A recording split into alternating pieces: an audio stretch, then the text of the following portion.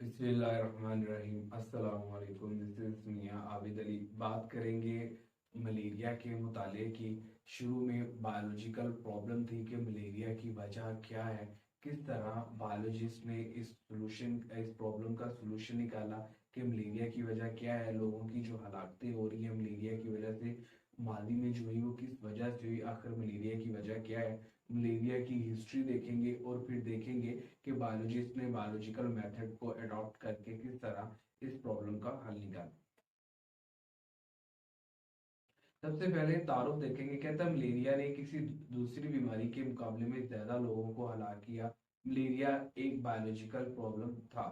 Malaria के बारे में मुशाहदात, सर्दी और बुखार की बीमारी। कहता है 2000 साल पहले जो उस वक्त के तबीब थे वो इस बीमारी से आशना थे, इससे जानते थे। वो इसको बार बार होने वाली सर्दी और बुखार की बीमारी कहते थे। वो कहते थे मरीज को ठंड लगती है, बुखार होता है, ठंड लगती है, तो इसी सर्दी और बुखार की बीमारी इसको कहते थे। इससे ज्यादा उस वक्त के जो तबीब थे वो इस बीमारी के बारे में नहीं जानते थे। उनकी ये भी ऑब्जर्वेशन थी कि ये बीमारी उन लोगों में ज्यादा होती है जो निचले दलदली इलाकों के करीब रहते हैं। उनका ख्याल था, उस वक्त के तबीबों का ख्याल था कि दलदली इलाकों के करीब जो लोग रहते हैं उन दलदली इलाकों का जो पानी है वो हवा को जहरीला कर देता है। उस जहरीली हवा में सांस लेने से लोगों को मलेरिया हो जाता है। तो जो मलेरिया का वर्ड है उसी निस्बत से ही रखा गया। मलेरिया अतालवी जुबान का वर्ड है। माला का मतलब है गंदी और एरिया का मतलब है, मतलब गंदी हवा से फैलने वाली बीमारी है, तो इसके लिए इसका नाम मलेरिया रखा गया। तो इस बात को साबित करने के लिए क्या वाकई ही मलेरिया और दलदली इलाकों का आपस में ताल्लुक है या नहीं, कुछ रजाकारों ने, वॉलंटियर्स वर्कर्स ने क्या किया कि दलदली इलाकों का पानी पी लिया मगर उन्हें मलेरिया नहीं हुआ। उसके बाद सनपूना चाल के बारे में बताया गया। कहते हैं जब 17वीं सदी दरियाफ्त हुई, नई दुनिया अमेरिका दरियाफ्त हुई, तो कोई पौधे यूरोप से मेडिसिन के तौर पे यूरोप भिजवाने, अमेरिका से यूरोप भेजे जाने लगे। एक दरख्त है, क्यों ना उसकी छाल बुखार के लिए बहुत फायदेमंद साबित हुई। वो इतनी फायदेमंद थी कि जल्द ही ना उसकी जो है मिकदार में कमी आ गई, वो अवेलेबल नहीं थी। तो उस वक्त के जो ताजिर थे उन्होंने मुनाफे के लिए बेईमानी की। उन्होंने क्यों ना की मुतबादल छाल सनकुना को क्यों ना की जगह भेजना शुरू कर दिया। की तो उन्होंने बेईमानी, मगर ये इंसानियत के लिए बड़ी फायदेमंद साबित हुई।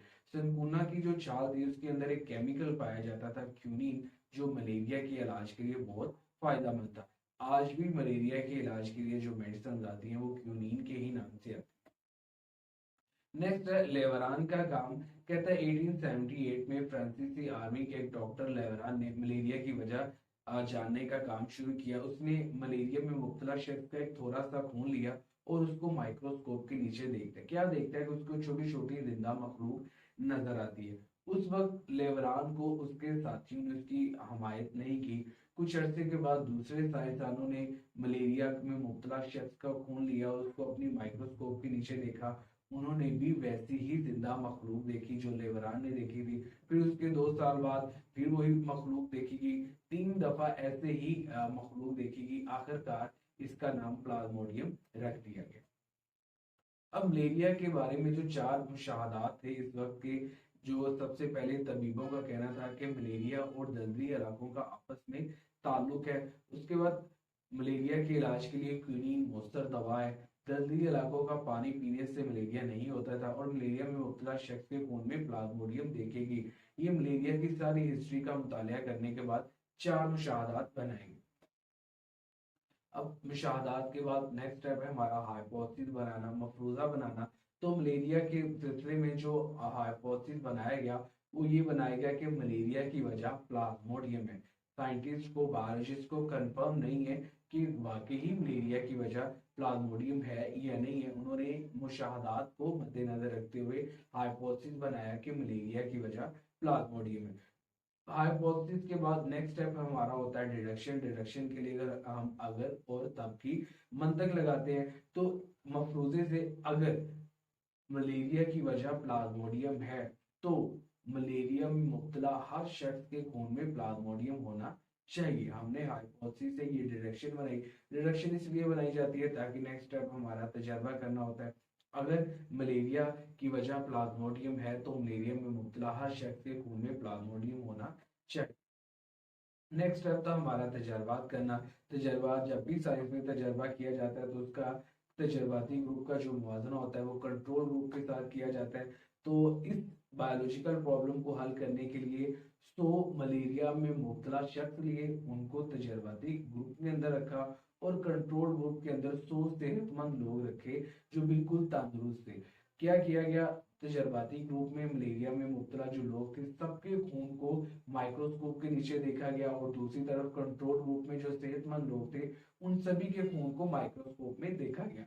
जो तजर्बाती ग्रुप में मलेरिया में मुब्तला लोग थे सभी के खून के अंदर प्लाज्मोडियम देखेंगे, मगर जो सेहतमंद लोगों का ग्रुप था कंट्रोल ग्रुप में, उन 100 में से सिर्फ 7 लोगों के खून में प्लाज्मोडियम देखेंगे। ऐसा क्यों हुआ कि जो तजर्बाती ग्रुप में मलेरिया में मुब्तला पेशेंट थे उनके खून में तो समझ आती थी कि प्लाज्मोडियम मलेरिया की वजह है, मगर जो 100 लोगों में से जो सेहतमंद लोग थे उन्हीं में से सिर्फ 7 ही के ब्लड में प्लाज्मोडियम क्यों नजर आया। कहते हैं इसकी वजह यह है कि आज हम जानते हैं कि जब भी कोई पैरासाइट या पैथोजन बॉडी के अंदर जाता है तो फौरी से ही वो बॉडी के अंदर अपना काम शुरू नहीं कर देता, डिजीज की साइन एंड सिम्टम नहीं स्टार्ट करवा देता, वो कुछ अर्सा तक बॉडी में रहता है।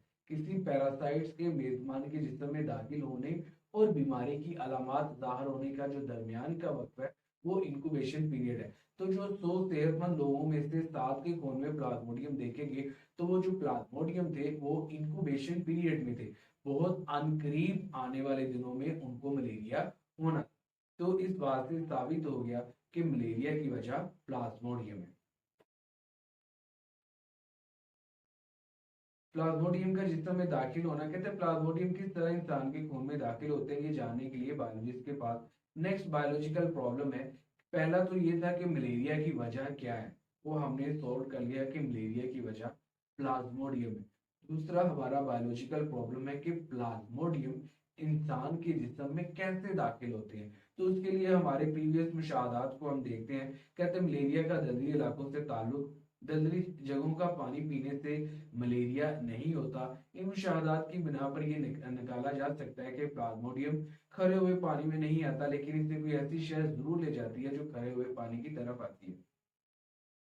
1883 में एक साइंटिस्ट है AFA किंग ने अपने 20 मुशाहदात पेश किए। उनमें से जो मेन मुशाहदात है वो ये है कि वो लोग जो कमरों से बाहर सोते हैं उन्हें कमरों के अंदर सोने वालों की निस्बत मलेरिया होने के चांसेस ज्यादा होते हैं। वो लोग जो नेट की बनी हुई जालियों के अंदर सोते हैं उन्हें मलेरिया होने के चांसेस उन लोगों से कम होते हैं जो नेट की जालियों के बगैर सोते हैं। और वो लोग जो धुएं के करीब सोते हैं उनको मलेरिया नहीं होता। तो इन मुशाहदात की बुनियाद पर हाइपोथेसिस बनाया गया कि मच्छर प्लाज्मोडियम को मुंतकिल करते हैं और मलेरिया के फैलाव के जिम्मेदार है। तो इससे हमने नेक्स्ट स्टेप हमारा डिडक्शन बनाना, अगर मच्छर प्लाज्मोडियम को मुंतकिल करते हैं और मलेरिया के फैलाव के जिम्मेदार हैं तो मच्छर के जिस्म में भी प्लाज्मोडियम होना चाहिए। नेक्स्ट है हमारा तजर्बा, रोनल रॉस ने अहम किरदार अदा किया। कहता है 1880 की दहाई में बरतानवी डॉक्टर रोनल रॉस ने जिस वक्त इंडिया में तैनात थे, इन्होंने डिडक्शन को साबित करने के लिए तजर्बात किए। इन्होंने एक मादा एनोफ्लीस ली, ठीक है, उसको मलेरिया में मुब्तला शख्स को कटवाया, चंद दिन उसको मच्छरों को रखा, फिर उनमें से कुछ मच्छरों को मार के अपनी माइक्रोस्कोप के नीचे देखते हैं कि उनके जिस्म के अंदर प्लाज्मोडियम थे। तो नेक्स्ट स्टेप ये था कि उन्हीं मच्छरों से सेहतमंद इंसान को कटवाया जाए। अगर वाकई ही मच्छर प्लाज्मोडियम को मुंतकिल करते हैं तो सेहतमंद लोगों को भी मलेरिया हो जाना चाहिए। चूंकि साइंटिस्ट अवॉइड करते हैं बराह रास्त इंसानों के ऊपर तजर्बा ना किया जाए, तो रोनल्ड रॉस ने इंसानों की बजाय चिड़िया का इस्तेमाल किया। उसने मादा एनोफिलीज की बजाय मादा क्यूलक्स मच्छर का इस्तेमाल किया और अपने तजर्बात को दोबारा तरतीब दिया। उन्होंने मलेरिया में मुब्तला चिड़ियों को, सेहतमंद मच्छरों को उनको काटने का मौका दिया। चंद दिनों के बाद उन्होंने मच्छरों को जिंदा रखा, उन्हीं मच्छरों में से कुछ मच्छरों को मार के उन्होंने अपने माइक्रोस्कोप में देखा। क्या देखते हैं कि उनके मैदे के अंदर जो प्लाज्मोडियम है वो डिवाइड होकर उनके साइवरी ग्लैंड तक पहुंच रहे हैं। फिर उन्होंने क्या किया, उन्हीं मच्छरों में से कुछ को, सेहतमंद चिड़िया को कटवाया और चंद दिनों के बाद चिड़िया भी बीमार होगी। तो इससे साबित हो गया कि मच्छर ही प्लाज्मोडियम को मुंतकिल करते हैं। तो जब नताइज इस कदर तशवीशनाक थे कि बिल्कुल साबित कर रहे थे कि मच्छर प्लाज्मोडियम को मुंतकिल करते हैं और मलेरिया के फैलाव के जिम्मेदार हैं, तो एक तालवी बायोलॉजिस्ट था जिसने बराह रास्त इंसानों के ऊपर तजर्बा किया। उसने मादा जो मच्छर है, एनोफिलीज है, जो इंसानों को काटती है, उसको पहले मलेरिया में मुब्तला शख्स को काटने का मौका दिया। कुछ दिन मच्छरों को जिंदा रखा और फिर सेहतमंद लोगों को कटवाया और सेहतमंद लोगों को भी मलेरिया हो गया।